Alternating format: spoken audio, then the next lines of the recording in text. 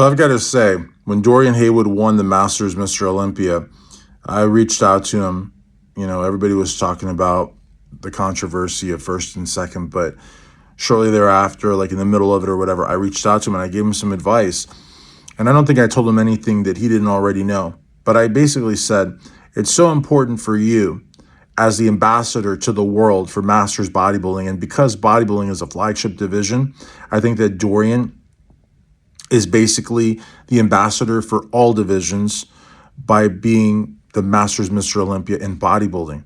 And I told him, I said, you know, get out there and do as many guest posing appearances as you can. Talk to promoters, work with promoters. Promoters are used to getting, you know, approached by big names that want big money. And oftentimes, you know, they're like moping around on stage and like dragging ass, you know what I mean? And the promoter doesn't really get that ROI that they should, their return on investment that they should.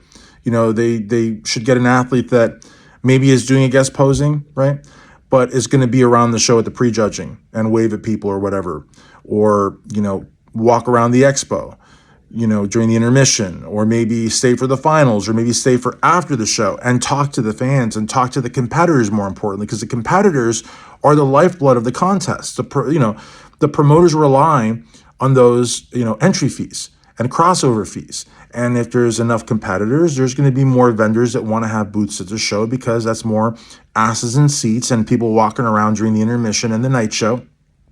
And some really good shows will have their expo, you know, firing on all cylinders for the prejudging as well, because there's just a lot of people there. And when there is people and they see you as a vendor at a show, they see you supporting something that their loved one or whoever the hell they're there to see loves. And so they may, you know, buy stuff from you, you know what I mean?